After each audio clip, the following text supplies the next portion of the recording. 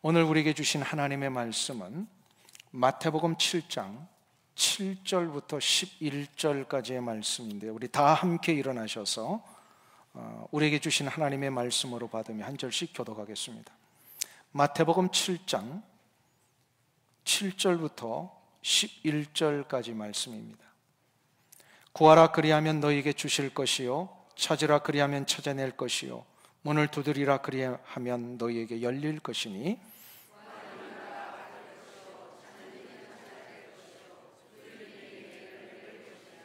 너희 중에 누가 아들이 떡을 달라 하는데 돌을 주며, 같이 읽습니다. 너희가 악한 자라도 좋은 것으로 자식에게 줄 알거든 하물며 하늘에 계신 너희 아버지께서 구하는 자에게 좋은 것으로 주시지 않겠느냐. 아멘. 오늘 우리에게 주신 하나님 말씀입니다. 자리에 앉으시면서 서로를 향해서 한번 축복 인사 나누실 때 앞뒤 좌우에 계신 분들에게 한번 악수하시고 축복해 주시기를 바랍니다. 감사합니다. 오늘 처음 교회 오신 분들 주의 이름으로 환영하고요, 또 함께 모시고 오신 분들이 계시면 예배 후에 꼭 식당으로 가셔서 식탁의 교제로 서로를 환영해 주시고 교제해 주시기를 부탁을 드립니다. 이제 3부 예배 노진준 목사님 나오셔서 구하라라는 제목으로 말씀 전해 주시게 됩니다. 우리 3부 예배에 나오신 분들에서 잠깐 우리 목사님 소개해드리면, 오래전에 LA 지역에 있는 한길교회에서 담임 목사님으로 수고하시고 이제는 은퇴하신 후에 후배 목사님들을 위해서 코칭, 그러니까 설교 코칭 미니스트리라고 하는, 그래서 목사님들의 설교를 클리닉 해주시고 또 설교를 어떻게 더 잘 준비할 것인가를 돕는 이 사역을 하고 계십니다. 너무나도 귀한 사역을 은퇴 이후에 감당하고 계시는데, 감사한 것은 또 우리 교회를 위해서 1부 예배부터 놀라운 말씀의 역사를 선포해 주셨습니다. 이제 3부에도 그 말씀의 놀라운 역사가 있을 것을 기대하면서 여러분들 우리 기쁨으로 한번 박수하며 맞이해 주시기를 바랍니다. 감사합니다. 반갑습니다, 여러분. 제가 일부 설교를 하면서 기도는 저항적이다 하는 그 주제를 가지고 말씀을 드렸고, 2부 설교를 하면서 우리의 기도는 공동체적이다 하는 말씀을 드렸습니다. 오늘 3부에서는 제가 기도는 인격적이다 하는 그 주제를 가지고 여러분과 함께 같이 말씀을 나누기를 원합니다. 잠깐 기도하고 제가 시작할게요.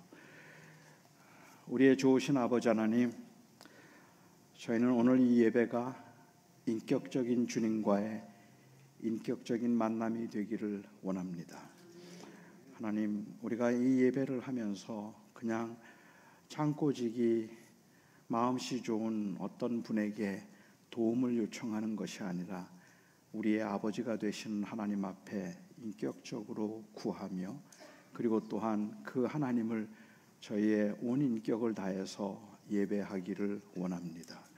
거룩하신 아버지 하나님, 오늘 제 설교가 그 하나님을 잘 드러낼 수 있도록 성령께서 저를 도와주셔서 우리 성도들이 이제 한 주간을 살기 위해서 또 세상을 향해 나아갈 때에 오늘의 말씀을 붙들고 나아가지 아니하고 이 말씀을 통해서 선포된 예수 그리스도와 또한 그 하나님의 은혜를 붙들고 나아가게 하여 주시옵소서. 주의 도우심을 간절히 바라며 예수 그리스도의 이름으로 기도합니다. 아멘. 구하라 주실 것이요, 찾으라 찾을 것이며, 두드리라 그리하면 열리리라. 믿으십니까? 정말 구하면 주시나요? 정말 두드리면 하나님께서 열리도록 하시나요? 글쎄요. 근데 저의 삶에서는 구해도 안 주신 게 너무 많아서 그래서 이 말씀이 그렇게 쉽지는 않습니다. 실제적으로 캐나다에 한 작은 마을이 있었는데 굉장히 조용한 마을이고 보수적이고 경건한 마을이었습니다. 그런데 그 조용한 마을에 나이트클럽이 하나 들어왔어요. 나이트클럽이 들어오니까 교인들이 이제 걱정을 하기 시작했습니다. 그리고 조용하고 경건하던 마을이 이 클럽이 들어옴으로 인하여서 혹시 문란해지지는 않을까, 교인들이 시험에 들지 않을까, 뭐 이런 생각이 들어서, 그래서 온 교인들이 이 나이트클럽이 문을 닫고 나가게 해달라고 기도를 하기 시작했습니다. 그렇게 기도를 한 지 얼마 되지 않아서 이 나이트클럽에 불이 났어요. 그리고 그 클럽이 다 완전히 불에 타버렸습니다. 그 클럽이 불에 타고 나니까, 그러니까 나이트클럽 사장이 교회를 상대로 소송을 걸었습니다. 이 교회가 기도해서 불이 났으니까 교회가 손해배상을 해야 된다는 것이었어요. 그리고 교회는 변호사를 선임해서 강력하게 주장했습니다. 우리가 기도해서 그런 거 아니다 하고 강력하게 주장을 했죠. 클럽 주인은 아니, 기도해서 그런 거니까 기도가 해서 그렇게 된 거니까는 교회가 책임을 져야 한다는 것이고, 교회의 입장은 기도한다고 그런 일이 일어나지 않는다. 그렇기 때문에 기도해서 그런 게 아니다라고 이야기를 했습니다. 결국 판사가 말하기를 분명한 것은 이 나이트클럽의 주인은 기도의 능력을 믿는 것 같고, 그리고 교회는 기도의 능력을 안 믿는 것 같다라고 그렇게 이야기를 했습니다. 구하라 그러면 주시리라, 찾으면 찾으리라, 이 말씀이 예수님께서 하신 약속이기 때문에 이 약속은 틀림없이 이루어질 수 있는 분명한 약속이라고 우리는 다 믿고 있지만, 우리의 삶의 현실에서 기도한 대로 되지는 않습니다. 아무리 기도를 해도 잘 응답이 되지 않으니까 경건하게 살고자 하는 하나님의 사람들의 입장에서는 하나님의 약속이 틀렸다고 생각하고 싶지는 않고, 하나님의 약속은 틀림없이 맞지만 그럼에도 불구하고 현실적으로 기도가 응답되지 않는 이 괴리를 해결하기 위해서 사람들이 생각한 것은 우리의 기도에 문제가 있다고 생각을 하죠. 그러니까 우리의 기도가 하늘에 상달될 만한, 하나님이 기뻐하시고 응답하실 만한 기도가 아니기 때문에 하나님이 약속하셨음에도 불구하고 기도가 응답이 안 되는 것이라고 사람들은 생각하게 됩니다. 그래서 많은 분들은 왜 내 기도가 응답이 되지 않을까를 생각하며 기도가 응답되지 않는 이유가 무엇인가를 찾으려고 하고, 제법 많은 책들이 기도가 응답되는 비결, 아니면 이렇게 기도하면 응답된다 뭐 하는 그러한 그 제목의 책들이 많이 나와 있는 것을 우리가 볼 수 있습니다. 많은 사람들이 기도가 응답이 안 되는 그 원인으로 말하는 것 중에 아마 제일 많이 이야기하는 것은, 그것은 우리의 믿음이 부족해서 하나님께서 우리의 기도를 응답하지 않으신다고 그렇게 말하는 것이죠. 아무리 기도를 해도 우리가 그 기도한 대로 응답이 되지 않는 것은 우리에게 믿음이 부족하기 때문에 그렇다라고 말을 합니다. 2부 설교 때도 제가 말씀을 드렸지만, 그러면 하나님께서 기대하시는 믿음은 도대체 어떤 믿음이길래, 어떻게 기도하면 하나님이 우리의 기도를 들어주실까, 그리고 믿음이 부족한 건 어떤 상태일까? 사람들은 생각하기를, 그래서 믿음이라고 말을 할 때 이 믿음의 반대말로 제일 많이 생각하는 것이 의심이에요. 그러니까 기도할 때 의심하면 그러면 하나님이 그 기도를 들어주시지 않는다고 생각을 하는 거죠. 사람들이 이렇게 생각하게끔 만드는데 결정적으로 영향을 준 성경 구절이 있다면 제가 생각할 때는 야고보서 1장 6절 말씀이 아닐까 하는 생각이 듭니다. 오직 믿음으로 구하고 조금도 의심하지 말라. 의심하는 자는 마치 바람에 밀려 요동하는 물결과 같으니 두 마음을 품은 자로 정함이 없는 자로다. 이런 자들은 무엇이든지 주께 구한 것을 얻을 줄로 생각하지 말라. 겠습니다. 그러니까 의심하지 않고 믿음으로 구해야 되는데, 기도하면서 의심하면 그러면 하나님께서 그 기도를 응답해 주지 않으신다는 거죠. 그 이유는 두 마음을 품었기 때문에. 따라서 우리가 기도할 때는 반드시 하나님께서 그것을 주신다는 확신과 믿음을 가지고 기도해야 한다라고 그렇게 많이들 이해를 하기도 하십니다. 하지만 정말로 여기서 말씀하시는 것이 그런 뜻이라면 결국 주님께서 원하시는 믿음은 정신통일이에요. 된다, 된다, 된다, 된다. 분명히 될 것이다, 될 것이다. 그런데 마음속에 될까? 하는 의심이 생기면 그러면 우리는 의심막이 물러갈지어다 또 기도하고 반드시 해 주실 줄로 믿습니다.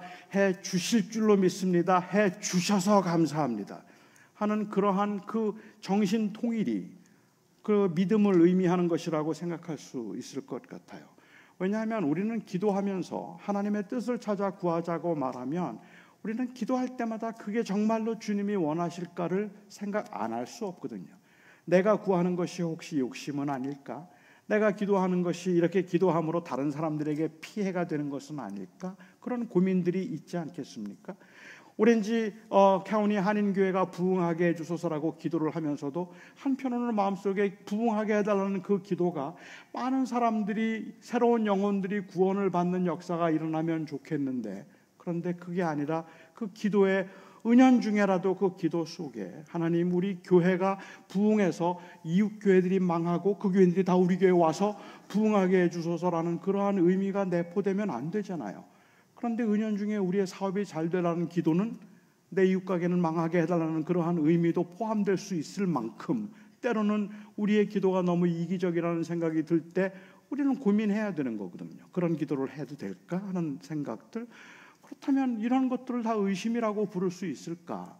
야고보 이 사도가 말을 했던 이 의미는 과연 무엇일까를 생각하면 야고보서 1장은 고난당하는 사람들에게 주님께서 주신 권면입니다. 너희가 그래서 5절 말씀하고 이어서 생각을 해볼 때 너희가 고난 중에 있으면 그 고난 가운데 있을 때 하나님 앞에 무엇을 구해야 할지가 정해져 있어요. 너희는 고난을 당하면 하나님 앞에 지혜를 구하라 라고 이야기하죠. 그런데 후히 주시고 꾸짖지 아니하시는 하나님 앞에 지혜를 구하라라고 얘기합니다. 다시 말하면 내가 왜 이런 고난을 당해야 할까? 아니면 이 고난의 의미는 무엇일까?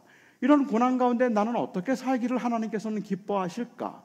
어쩌면 그것보다 조금 더 현실적인 기도는 그런데 왜 하나님께서는 저렇게 악하게 사는 사람들이 잘 되는 거지? 어째서 악인들이 형통하고 의인이 더 고난을 받는 걸까? 이런 것들에 대한 여러 가지 문제들을 가지고 우리가 지혜가 부족하거든, 알 수 없거든 하나님 앞에 기도하라 라고 얘기하죠. 그러니까 뭘 구해야 될지가 정해져 있잖아요. 지혜를 구하라. 그런데 지혜를 구할 때 조금도 의심하지 말라. 의심하는 자는 바람에 밀려 요동하는 물결과 같으니 두 마음을 품은 자라 정함이 없는 자라. 그렇죠? 그럼 뭘 의심하지 말라는 이야기일까요? 14절, 15절, 16절, 17절 하나님께서는 우리를 시험하지 않는 분이시고 하나님은 회전하는 그림자도 없으신 분이시고 그 이야기를 통해서 야고보 사도가 강조했던 하나님의 속성 중에 하나는 하나님의 선하심이에요. 그러니까 너는 고난 중에 있을 때 하나님 앞에 지혜를 구할 때 하나님은 선하시다는 것을 조금도 의심하지 말아라. 하나님의 선하심을 의심하는 순간 다 무너지는 거죠. 그러니까 하나님은 선하시다는 사실을 붙들고 하나님은 어떻게 할까요? 왜 나는 이런 일을 당하는 걸까요? 기도하라고 말씀을 하시는 겁니다. 그러니까 이게 의심하지 말라는 이야기는 구한 것은 반드시 주신다는 어떤 자신의 확신을 이야기하고 있는 건 아니죠. 그런 믿음을 강조하는 건 아니기 때문에 우리는 구하면서 계속 사실은 의심하는 게 좋겠죠. 어느 할머니가 예배 참석을 했다가 설교 말씀을 듣고 은혜를 받았어요. 그날 설교의 내용이 겨자씨만한 믿음만 있어도 그 나무더러 뽑혀서 바다에 던지우라 하면 던지우리라 하는 그 말씀을 듣고 너무 위로가 되고 은혜가 됐어요. 그래서 이 할머니가 집에 돌아가셔서 기도를 하기 시작했습니다. 집 앞들에 사과나무가 있는데 이 사과나무가 전경을 가려서 영 안 좋은 거예요. 그래서 그 사과나무가 뒤뜰로 옮겨지게 해달라고, 그 사과나무가 뒤뜰로 옮겨지게 해달라고 이 할머니가 간절하게 기도를 했습니다. 그리고 아침에 일어나 나가보았어요. 사과나무가 옮겨졌을까요? 그러니까 여러분도 믿음이 없어요. 그렇죠? 아무도 옮겨졌을 거라고 생각을 하지 않으니까 안 옮겨졌어요. 이 할머니는 마음에 상처를 받았어요. 겨자씨만한 믿음만 있어도 나무가 뽑혀서 바다에 던지우리라고 했는데 내 믿음이 겨자씨만큼도 안 되나? 하는 생각이 들어서 목사님을 찾아가서 물었습니다. 왜 사과나무가 옮겨지지 않았습니까? 그러자 그 목사님이 그렇게 이야기를 해요. 아침에 일어나서 사과나무를 보기 위해서 앞뜰로 가셨습니까? 뒤뜰로 가셨습니까? 앞뜰로 갔는데요. 의심하셨군요. 사과나무가 믿음으로 기도를 했다면 사과나무를 뒤뜰에서 볼 거라고 생각하고 뒤뜰로 갔어야 되는데 그런데 안 옮겨졌다고 생각하고 앞뜰로 갔으니까 안 옮겨졌지요. 이겠어요. 그러니까 이게 믿음인가요? 된다고 생각하는 것? 아마도 그건 아닐 것 같아요. 저는 우리가 기도할 때마다 사실은 하나님 앞에 이게 정말로 하나님의 원하심일까를 끊임없이 물어야 된다고 생각을 해요. 그런데 우리가 그 믿음이 없다는 것이 마치 의심하는 상태라고 생각을 하기 때문에 그러면 하나님이 내 기도를 들어주시지 않는다는 그 불안감이 있어서 제가 제일 안타까울 때가 언제냐면 병원에 이제 이 마지막 임종을 앞두고 있는 분들을 위해서 찾아가서 기도할 때 사실 한편으로는 우리가 하나님께서 마지막 순간까지도 그 병을 고쳐주시기를 위하지만 그렇지만 만일 하나님이 데려가기를 원하신다면 그 천국의 소망을 가지고 편안히 잘 가실 수 있기를 위해서 기도하고 싶잖아요. 그러나 가족들의 마음속에는 그렇게 기도하면 나 고쳐주실 것이라는 것을 의심함으로 인해서 하나님이 안 들어주셨다는 생각, 그래서 마치 사랑하는 가족이 먼저 떠나게 된 것이 내 믿음의 부족 때문일 것이라는 불필요한 죄책감, 그게 의외로 크더라고요. 그래서 그 순간까지도 기도를 잘 못해요. 그냥 의심하면 안 된다는 생각 때문에. 그렇죠. 우리의 자녀들을 위해서, 우리 자녀들이 어느 대학을 가기를 아니면 어느 직장에 취직하기를 위해서 기도한다고 하더라도 우리는 사실은 그게 하나님이 제일 기뻐하시는 것인지 무엇인지 잘 모르는 상황에서 우리의 원함을 구한다면 우리는 그 기도 가운데 계속해서 그게 하나님이 원하시는 것일까라는 것을 물어야 될 필요가 있다는 말입니다. 저는 그런 의미에서는 기도에 의심하지 말라는 건 무조건 된다고 생각하라는 것을 의미한다고 보면 너무 위험하다 생각이죠. 두 번째로 사람들이 기도가 응답되지 않는 이유가 무엇일까를 물을 때 사람들이 생각하는 것은 아직 기도의 수가 차지 않았기 때문이라고 생각해요. 그러니까 조금 더 기도를 해서 정성껏 기도를 하면 그러면 그 기도의 수가 찰 때 하나님께서 그 기도를 들어주신다는 것이죠. 그러니까 우리는 낭망하지 말고 계속해서 기도를 하면 하나님께 그 기도가 상달되는 날이 있다. 그날까지 우리는 쉬지 말고 기도해야 된다라고 생각을 합니다. 그렇게 사람들이 생각하게끔 만드는데 결정적으로 영향을 준 성경 구절이 있다면 아마도 누가복음 18장에 나오는 비유 같아요. 그 누가복음에 나오는 18장의 비유를 보면 한 도시에 아주 불의한 재판관이 있었어요. 이 재판관은 못된 사람이에요. 주님께서 그 비유를 통해서 지적하시는 것은 불의한 자예요. 악한 자예요. 그리고 그 마을에 이 불쌍한 과부가 한 사람이 있었어요. 그런데 이 과부에게는 억울한 일이 좀 있었던 것 같아요. 그래서 이 과부가 자기의 원한을 좀 풀어달라고 재판관을 찾아갑니다. 그런데 재판관이 불의한 자이기 때문에 하나님을 경외하지도 않고 사람을 무시하는 사람이었기 때문에 그 불쌍한 과부가 와서 사정을 하는데 안 들어줘요. 또 찾아갑니다. 제발 좀 들어달라고. 안 들어줍니다. 또 찾아갑니다. 안 들어줍니다. 몇 번을 찾아갔는지는 모르지만 재판관이 혼자 생각하기를 내가 하나님을 두려워하지 아니하고 사람을 무시하지만 이 과부의 원한을 들어주지 않으면 자꾸 와서 나를 귀찮게 할 것이니 내가 들어주리라. 그리고 들어줬어요. 주님께서는 이 비유를 말씀하시면서 이와 같이 너희도 너희 하나님 앞에 구하면 하나님께서 너희의 원한을 들어주시지 않겠느냐라고 말씀을 하셨죠. 그러니까 이 비유를 보면서 언뜻 생각해 볼 때는 마치 일종의 컴패리슨을 이야기하는 것 같다는 거예요.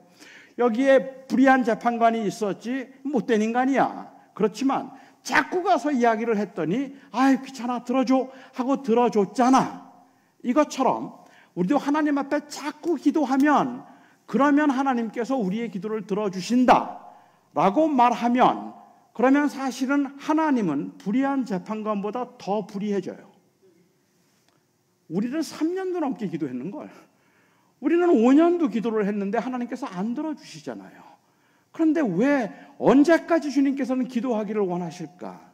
저는 이 비유에서 주님께서 말씀하신 것은 컴패리슨이 아니라 컨트라스트라고 생각해요. 그러니까 하나님은 불의한 재판관과 다르다는 걸 강조하는 거예요. 완전히 다른 분이라는 것을 이야기하는 거죠. 불의한 재판관 자꾸 찾아갔더니 귀찮아서 들어주었지. 하지만 하늘에 계신 너희 아버지께서는 내가 당하는 그 원한 가운데 그 신음소리도 놓치지 않는 분이야. 우리의 기도를 다 듣고 계시는 분이지. 특별히 17장의 환난과 관련해서 이야기를 하면서 환난 가운데 대환난이 임하고 그리고 믿는 사람들이 순교를 당하고 고난을 당하는 그 현실에서 하나님께서 너희가 낭망하지 말아야 되는 것은, 그리고 기도해야 되는 것은, 하나님께서 그냥 기도의 수를 세고 계시기 때문에 그런 것이 아니라 그 환난의 때 하나님께서 계획하시고 예정하신 그 시간을 지나는 동안에 하나님은 너의 기도를 다 듣고 계시다. 그리고 너와 함께 하신다. 하나님은 단순히 우리의 기도의 정성을 보시는 분이 아닙니다. 정성을 본다고 생각을 하면, 그래서 정성으로 하나님 앞에 기도해야 된다고 생각했던 사람들은 사실은 이방인들이었었어요. 그래서 예수님께서 마태복음 6장에서 말씀하시기를 너희는 이방인들처럼 그렇게 중언부언하지 말라라고 이야기해요. 중언부언하지 말라, 중언부언하지 말라. 이방인들은 많이 기도하여야 들을 줄 알거니와 하늘에 계신 너희 아버지께서는 너희가 구하기 전에 있어야 할 것을 아시느니라. 그분이 우리의 하나님이라는 거죠. 그러니까 이방인들은 왜 많이 기도를 했는가 하면 정성을 채우기 위해서예요. 그런데 중언부언이라는 말의 의미는 사실은 meaningless babbling이거든요. 의미가 없이 많이 하면 된다고 생각하고 그리고 이 기도를 하는 겁니다. 그러니까는 마치 묵주를 돌리는 것처럼 기도를 하는 거죠. 하나님 우리 아들 좋은 대학 가게 해주세요. 하나님 우리 아들 좋은 대학 가게 해주세요. 하나님 우리 아들 좋은 대학 가게, 하나님 우리 아들 좋은 대학 가게 해주세요. 200번 했다. 하나님 우리 아들 좋은 대학 가게 해주세요. 우리 아들 좋은 대학 가게, 좋은 대학 가게 해주세요. 500번. 그렇게 채우면 하나님께서 들어주실까? 그게 이방인들의 생각이란 말이에요. 하나님께서는 우리의 한 기도도 떨어뜨리지 않으시는 분이시다. 그러니까 하나님은 다 들으시는 분이라는 거죠. 정성이 부족해서 하나님께서 듣지 않으시는 거 아닙니다. 그러니까 우리가 기도를 할 때 사실 우리가 40일 특별 새벽 기도회도 하고 일주일 특세도 하고 뭐 아니면 100일 철야 기도를 하고 그렇게 기도를 한다면, 그렇게 간절하게 기도하고 있는 그 기도의 내용은 하나님 앞에 정성을 보이는 것이 아니라 사실은 간절함이에요. 그 간절함은 기도를 멈출 수가 없게 만들어요. 아직 문제가 해결되지 않은 상황에서는 계속 그 기도를 반복하게 만드는 것이죠. 저희가 동부에서 목회를 할 때 권사님 한 분이요, 기도를 정말 많이 하시는 분이세요. 그리고 새벽마다 기도를 하시는데 저는 그분의 그 기도 생활이 너무 존경스럽기도 하고 부럽기도 할 만큼 기도를 정말 잘하시는 분이세요. 그리고 기도를 참 열심히 하시는 분이시고, 그런데 31살 된 그 아들이, 31살 된 아들이 잔디를 깎다가 심장마비로 쓰러졌어요.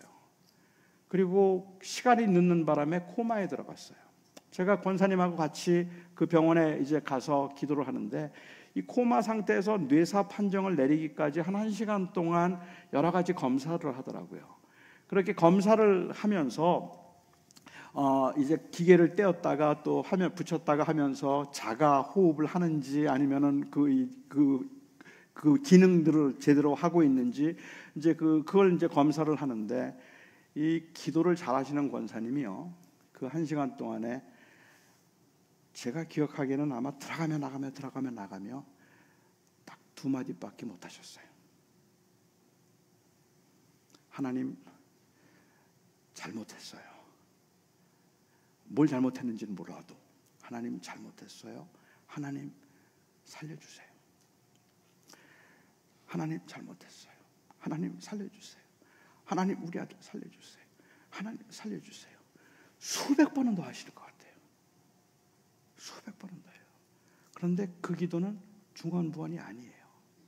왜냐하면 그 기도에는 마음이 담겨 있으니까, 진실함과 간절함이 담겨 있으니까.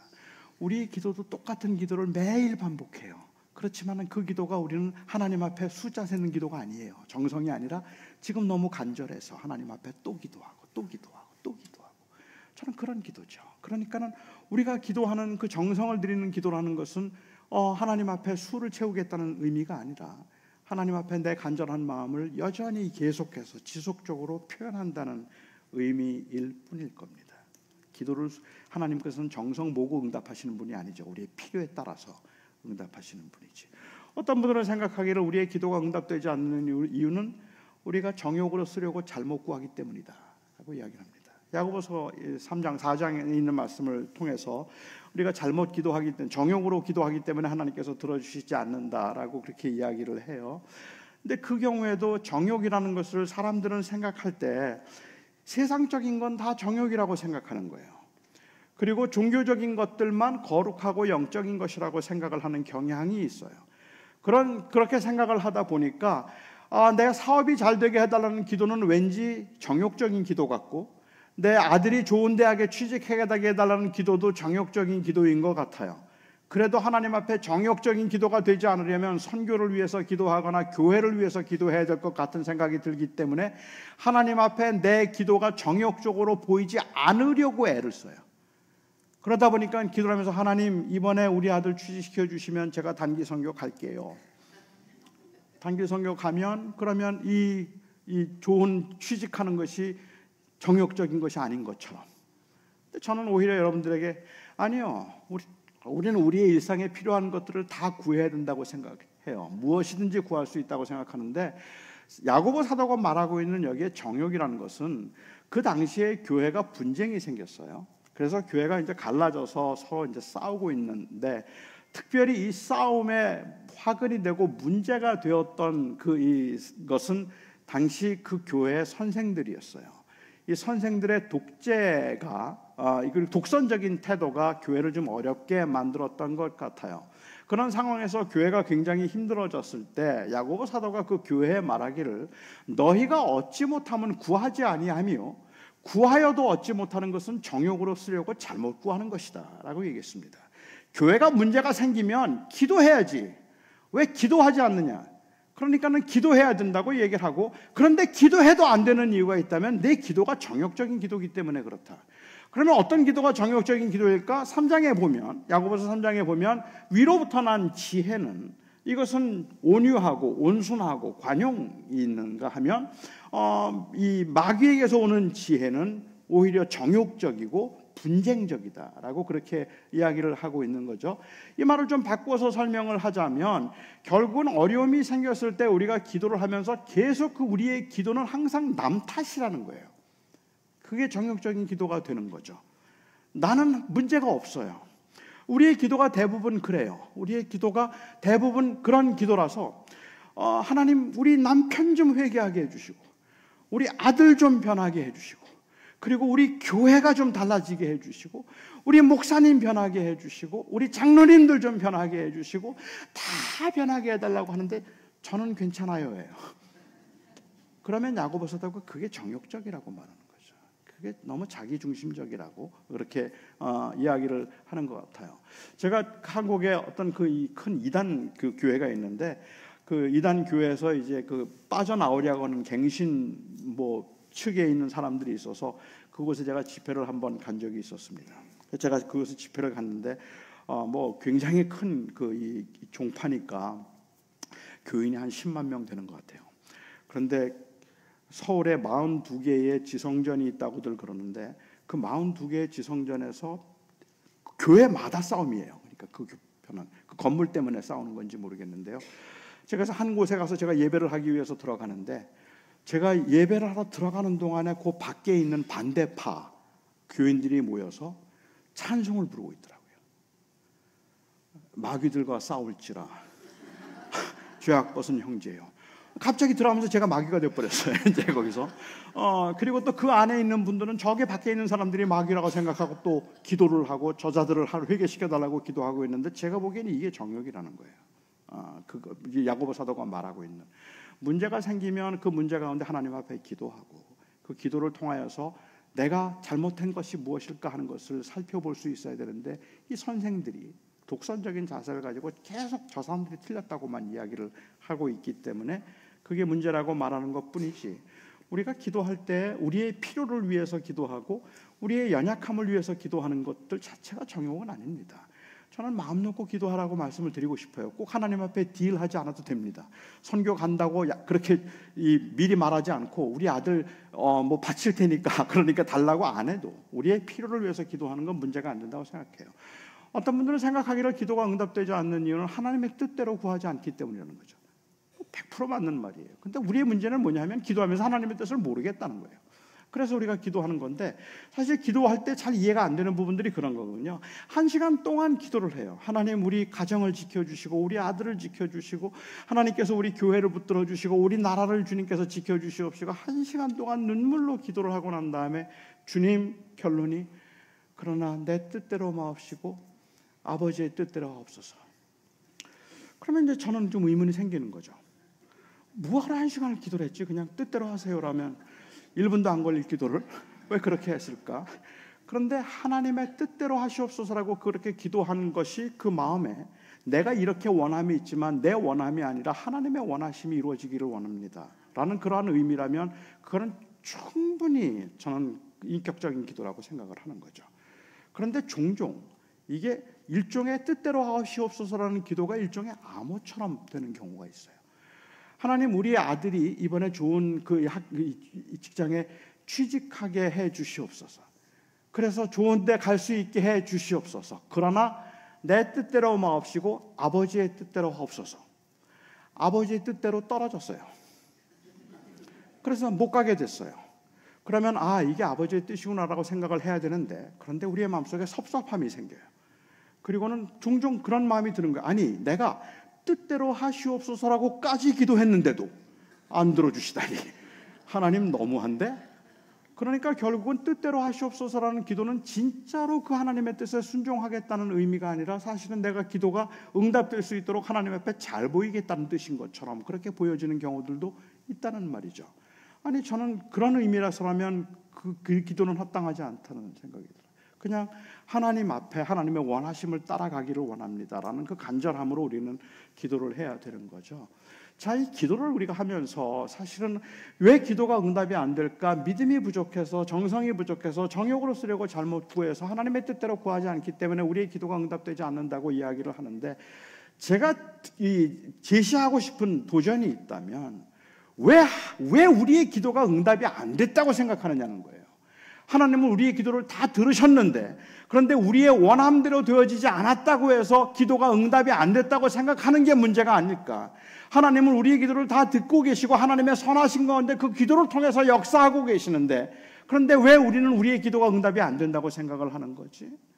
어쩌면 기도가 응답을 이야기할 때 그 응답 속에 담겨있는 자기중심성이 사실은 더 심각한 문제, 열심히 기도하도록 만들지만 그 기도는 결국은 나의 원함을 채우기 위한 것밖에 안 되는 경우들이 생길 수 있다는 말입니다.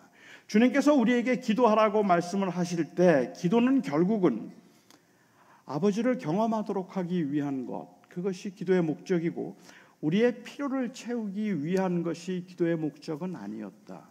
구하라는 말씀의 의미가 단순히 필요를 채우는 수단으로 이야기를 하신 것이 아니라 하나님을 인격적으로 경험하라고 하시는 말씀이죠.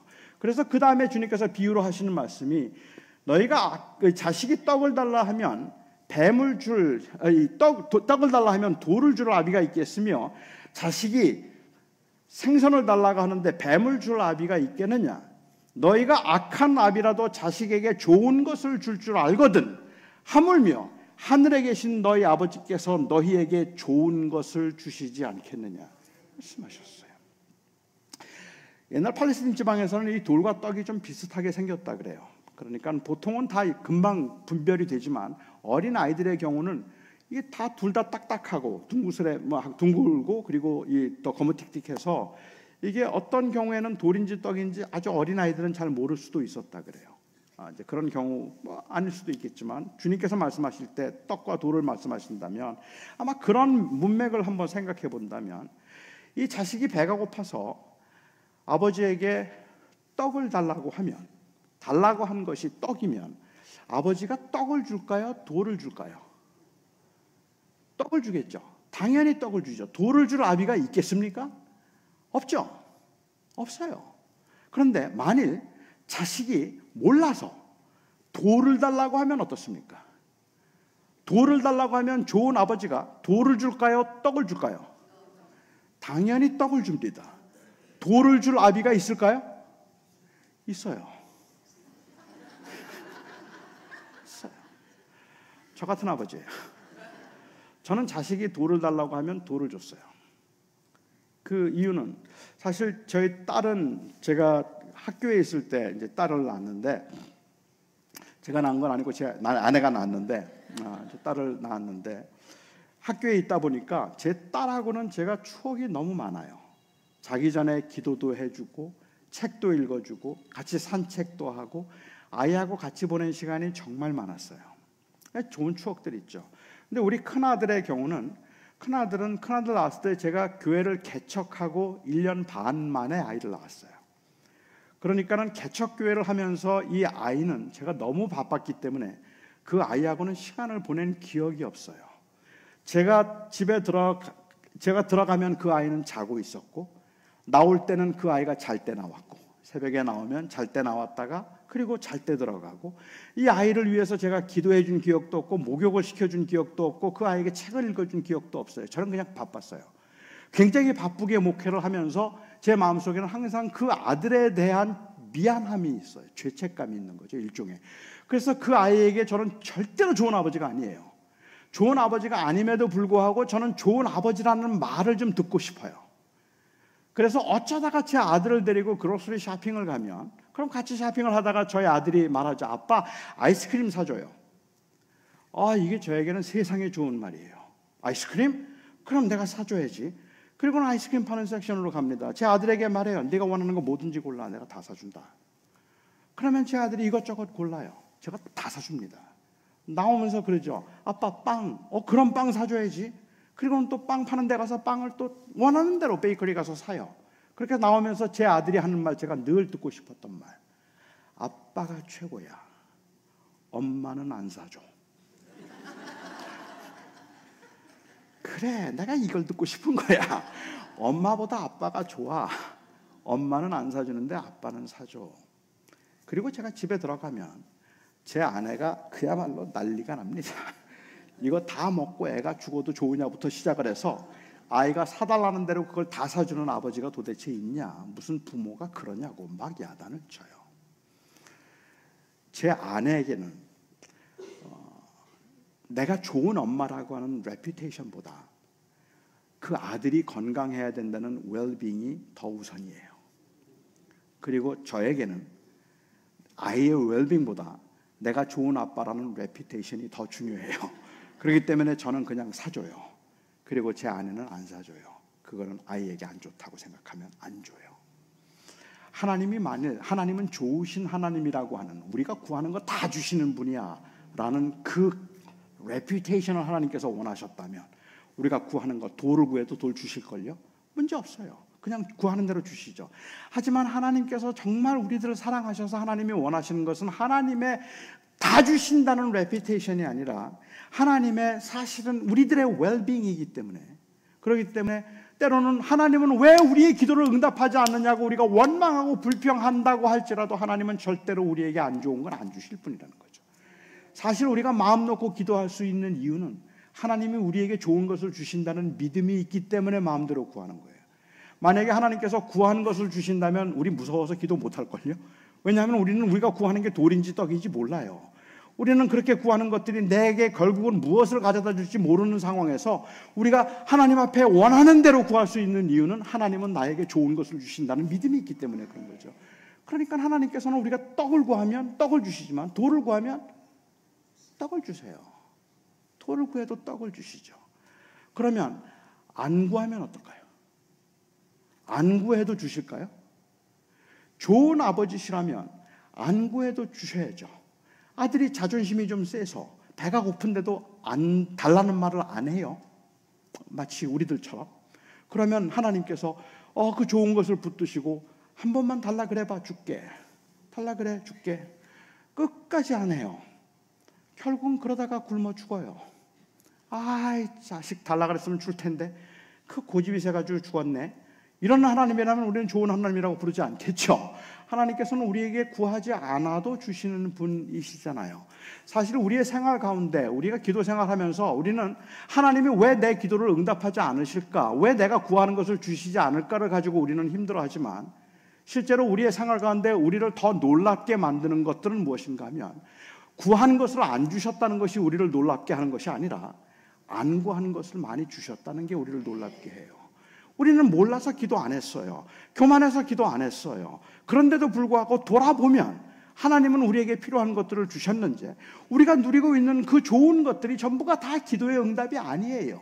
우리는 기도하지 않은 적 않았지만 기도하지 않았음에도 불구하고 하나님께서는 우리에게 필요한 것들은 필요에 따라서 주시는 분이시더라는 말입니다. 그러니까 내가 기도했기 때문에 지금 누리고 있는 건 아닌 거죠. 교만 때문에 기도를 하지 않기도 해요.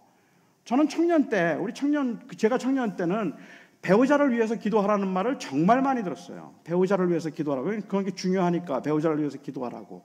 많이들 배우자를 위해서 기도를 했죠. 저는 한 번도 배우자를 위해서 기도한 적이 없어요. 아세요? 저의 교만함 때문에. 모든 자매들이 저를 좋아하니까. 그러니까 그냥 내가 너와 사귀겠노라 그러면 고맙습니다 이러는 분위기인데 제가 뭘 배우자를 위해서 기도하겠어요. 그냥 내가 원하면 누구든지 내가 할 수 있지 뭐 이런 생각을 했던 그 교만함. 근데 교만이긴 하지만 사실이에요. 믿어주세요. 그러니까 저는 기도를 한 번도 배우자를 위해서 기도한 적이 없었지만 제 아내는 저에게 최고의 배우자입니다. 제 아내는 제 기도의 응답이 아니라 사실은 하나님의 그 섭리 가운데 저에게 주신 선물일 뿐이에요.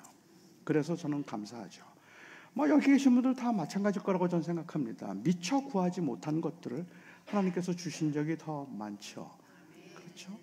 그러니까 구하지 않아서 안 받은 것에 대한 섭섭함도 있지만 더 놀라운 건 안 구했는데 주셨다는 사실이 더 놀라운 거죠. 자, 제가 지금 문제가 좀 생겼습니다. 그렇죠?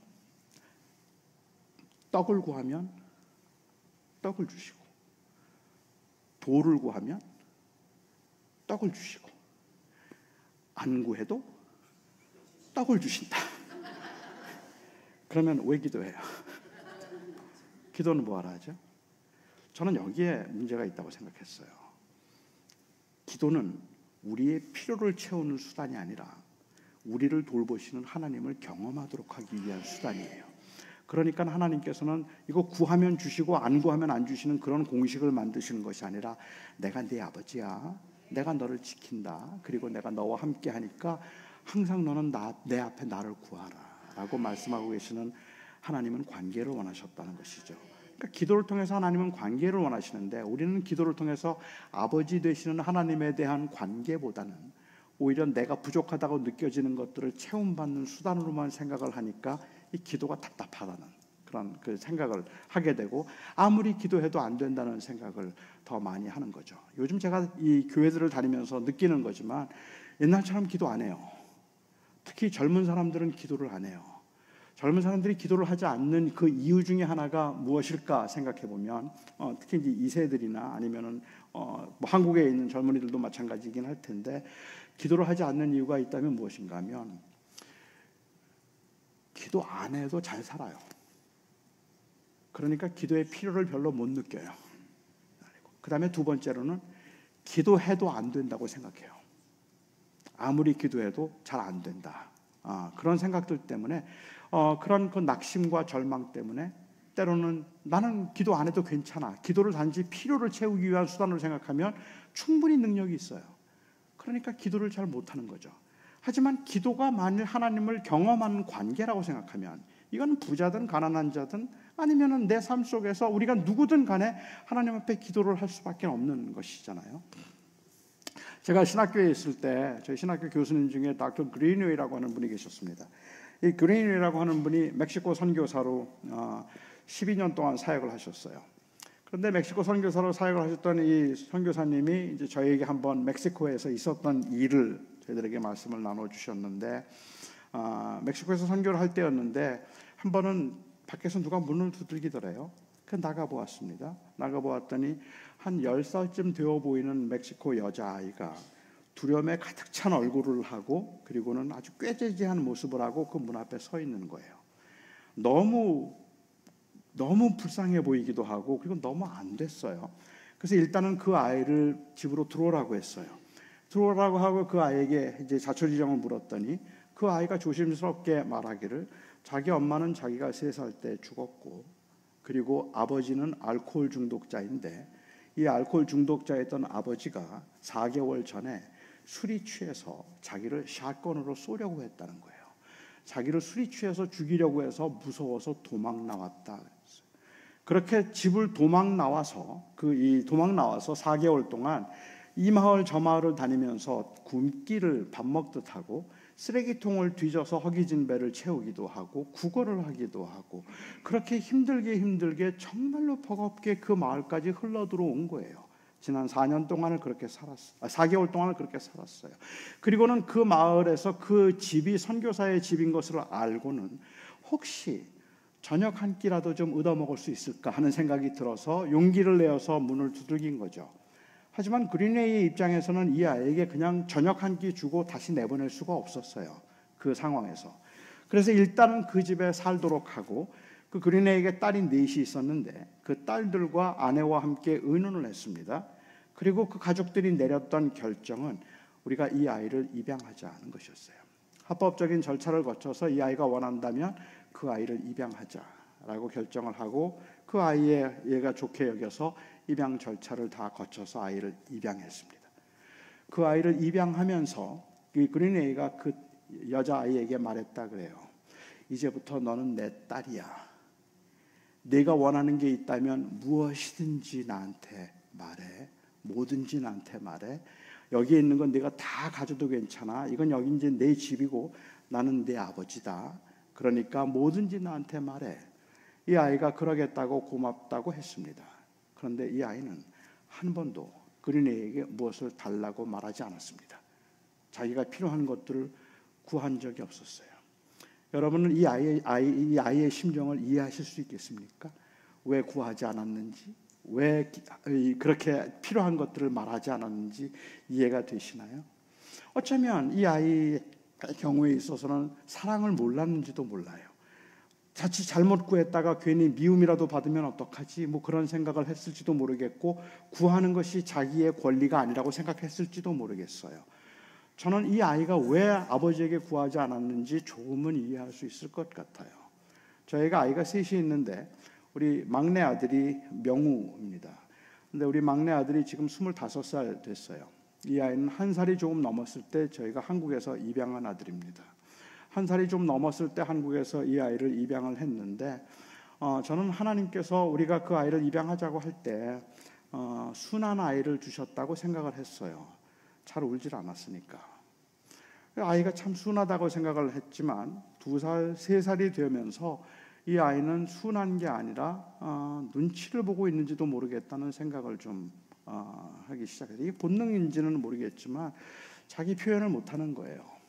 그래서 혹시 자폐가 아닐까 싶어서 검사도 받아보고 스피치 디소더가 있는가 해서 검사도 받아보고 다 했는데 다 괜찮은데, 그런데 이 아이는 자기 표현을 잘 못해요. 그러니까 5살쯤 되었을 때 자기 형하고 한 4살 차이니까 형은 굉장히 장난이 있어요. 그러니까 동생이 장난감을 가지고 놀고 있으면 그러면 형이 와서 그 장난감을 낚아채죠. 장난을 하느라고. 그걸 확 뺏어가요. 그러면 보통 가정에서는요, 그날 난리가 나야 합니다. 그게 정상입니다.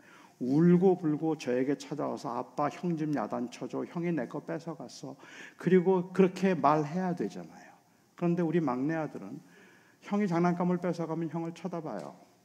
그리고 혼자 방으로 들어가서 문을 닫고 그냥 혼자 울어요. 근데 한 번도 장난감을 뺏어달라는 말을 하지 못해요. 저는 그 마음이 좀 안 됐다는 생각을 했어요. 물론 그건 그 아이의 성격일 수도 있어요. 하지만 아버지인 저의 마음에서 볼 때는 이 아이가 아직도 불편한가라는 생각을 자꾸 하게 되는 그러한 경우들이 생기는 거죠. 한 10여 년 전에 우리 딸이 결혼을 하는데 저희 동부에서 결혼을 했고 저는 캘리포니아에 있었고, 동부에서 결혼식을 하는데 이제 제 아내는 먼저 가서 결혼식을 돕기로 하고 저는 결혼식 이틀 전에 이제 가기로 그렇게 계획을 세웠습니다. 우리 막내 아들하고 같이 가기로 계획을 세웠는데, 가기 이틀 전에 저희 아들한테서 전화가 왔어요. 학교에서. 그러더니 아빠, 그러더니 다리를 다쳤대요. 근데 이제 그 순간에는 확 짜증이 나더라고요. 지금 결혼식도 가야 되고 비행기도 타야 되는데 지금 다리를 다치면 어떡하나 싶은데 제가 표현을 하지 못하고 그냥 많이 다쳤어. 그랬더니 조금 다쳤다 그래요. 많이 아파? 그랬더니 I'm okay. 지금까지 25년 동안 제 아들이 제일 많이 쓰는 말입니다. It's okay. I am okay. 그래요. 그래서 나는 교회가 너무 바빠. 그러니까 내가 다른 걸 못하고 내가 얘기해 놓을 테니까 그 근처에 있는 그 한의원을 찾아가서 침을 한번 맞아보자. 그 침을 맞으면 좀 나아질 거야 라고 그렇게 얘기를 했습니다. 저는 뭐 그 아이를 보지도 않고 그렇게 얘기를 했죠. 그 아이는 그러겠다고 했어요. 그래서 침을 맞았습니다. 이 다리가 좀 붓기는 했지만 한 번 더 맞아봐야 된다고 그러셔서 그러면 제 아들에게 제가 집에 들어가서 제 아들에게 우리 내일 한 번만 더 침 맞고 그리고 그 다음에 비행기 타자, 괜찮을 거야 그랬습니다. 제 아들이 그러겠다고 했어요. 저는 방으로 들어갔고 새벽 기도로 가기 위해서 새벽에 한 4시 좀 넘어서 나왔는데, 그런데 제 아들 방을 보니까 불이 켜져 있더라고요. 제가 들어가 봤습니다. 이 아이가 밤새도록 울었어요. 다리가 너무 아파서 눈이 퉁퉁 불 정도로 밤새도록 울었어요. 그렇게 울고 그렇게 힘들었을 텐데 제 아들에게 제가 많이 아파? 제 아들의 특유의 대답, 암흑해.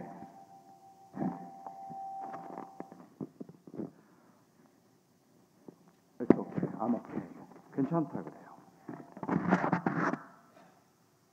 배터리가 다 나간 건가요? 아니면 거의 다 끝날 때가 됐으니까 핸드헬드를 하나 주시면 제가 갖고 하죠.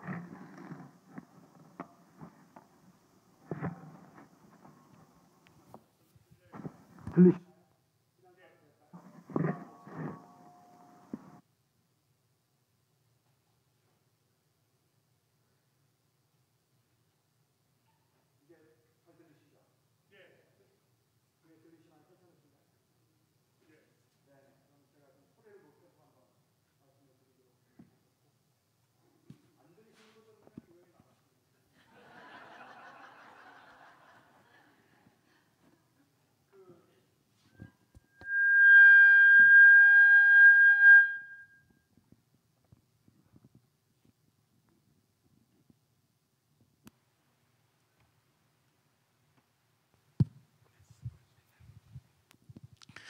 네, 감사합니다.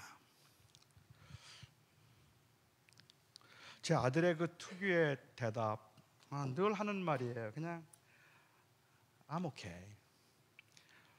저는 그냥 오케이라고 생각을 하고 교회로 나왔는데, 그런데 자꾸 마음에 걸려요. 그래서 제가 오전에 다시 집으로 들어가서 그 아이를 데리고 이멀전시로 갔습니다. 의사 선생님이 그 치료를 하면서 많이 아플 텐데 어떻게 잘 참았다고 그래요. 뼈가 2개가 부러졌어요. 뼈 2개가 부러져서 어긋나 있었는데, 그런데 그 아들은 아프다고 말을 못한 거예요. 그게 저는 이제 마음이 너무 안 돼서, 마음이 좀 안 돼서 좀 굉장히 미안한 마음이죠. 근데 이제 다 치료를 하고 제 아들이 뒤에 탔는데, 뒷자리에 앉자마자 제 아들이 2마디를 해요. 첫 번째 말이 Daddy, I thank you and I'm truly sorry. 아빠 진짜 미안해. 그리고 고마워 그래요. 근데 그 말을 듣는 순간에 저도 모르게 그냥 소리를 질렀어요. 너무 화가 나가지고 소리를 질렀어요. 이놈아, 그럴 때는 미안하다 그러는 거 아니야. 그럴 때는 고맙다 그러는 거 아니야. 그럴 때는 화를 내는 거야. 아빠 들었지? 다리 부러졌대잖아. 아빠는 교회가 더 중요해? 아니면 내가 더 중요해? 그렇게 따지고 그리고 화를 내는 거야. 왜 미안해? 뭐가 고마워? 제가 마음속에 답답하고 아쉬웠던 것은 이 아이는 아직도 나를 아버지로 생각하지 않나? 하는 그 마음 때문이었던 것 같아요. 왜 힘든데 힘든다는 말을 못하지? 왜 아픈데 아프다는 말을 하지 못하고 자기가 필요한 걸 왜 말하지 못하지? 그게 너무 속이 상해서 어쩌면 그냥 저도 모르게 소리를 질렀던 것 같아요. 그 아이에게. 닥터 그린웨이가 한 번은 서재에 앉아 있는데 이 여자아이가 조심스럽게 방으로 들어왔어요. 그렇게 들어오더니 이 책상 옆에 섰습니다. 그린웨이가 돌아앉으면서 물었어요. Honey, what can I do for you? 왜 그래? 내가 뭐 해줄까? 그러자 이 여자아이가 조심스럽게 Papa, I need a shoelace. 아빠, 신발끈이 하나 필요해요. 그 말을 듣는 순간에 그린웨이는 돌아앉아서 울었다라고 했습니다. 저는 그게 기도라고 생각합니다. 그러니까 하나님께서 무엇이든지, 예수님께서 무엇이든지 구하라는 말의 의미는 내가 구한 거 다 줄게 라는 의미가 아니라 나 네 아버지야. 그러니까 힘들면 말하고, 아프면 말하고, 필요한 게 있으면 다 나한테 구해. 내가 도와줄게. 이 말은 내가 원하는 걸 다 주겠다는 뜻이 아니고, 네가 구하는 건 다 주겠다는 것도 아니고, 그냥 그야말로 비인격적으로 창고지기 무슨 이 매니저처럼 그냥 잘 비만 맞추면, 그러면 그냥 원하는 대로 쏟아주는 이런 관계를 하나님께서 원하셔서 우리에게 기도하라고 말씀하시는 것이 아니라, 하나님께서는 우리의 아버지로서 우리와 동행하고 계시다는 사실을 인격적으로 경험하도록 하기 위해서 주님께서는 우리에게 무엇이든지 구하라라고 말씀을 하고 계시는 거죠. 그리고 그 구함을 통하여서 내가 네 아버지인 것을 알라는 거죠. Ask me anything and know that I am your good father. 내가 네 아버지야. 그러니까 뭐든지 구해. 아니, 그 모든 것을 구하고 난 다음에 하나님께서 그건 너무 아니지, 그건 위험해 라고 말해도 우리가 그게 그렇게 노엽지 않은 이유는 하나님이 우리의 아버지시라는 것에 대한 확신이 있고, 하나님이 나를 사랑하셔서 나에게 최고를 주실 것이라는 그 믿음이 있기 때문에 우리가 구하는 거죠. 너무 많은 사람들은 결국은 그 하나님과의 인격적인 관계보다는 내 손에 무엇이 주어진가를 생각하다 보니까 기도를 하다가 기도에서 낙심을 하고 기도를 멈추어요. 아마도 어쩌면 여기에 계신 분들 중에 꽤 열심히 기도를 했지만 지금쯤은 그 기도를 멈추고 있는 분들이 계실지도 몰라요. 안 돼요. 아무리 기도해도 안 들어주셔. 나는 기도 안 할 거야. 그 섭섭함들, 그 아쉬움들이 있다면 어쩌면 주님께서 오늘도 말씀하시는 것은 다 들었어 말이죠. 내 기도 다 들었다. 내가 구하고 있는 건, 내가 원하는 건 내가 다 알지. 내가 네 아버지인데. 그 말씀을 주님께서 하고 계시다고 저는 생각합니다. 결국 주님께서 원하셨던, 기도를 통해서 원하신 것은 인격적 관계예요. 이것은 그냥 필요한 것을 채우시는 수단이 아닌 거죠. 그 주님이 오늘 우리들에게 말씀하십니다.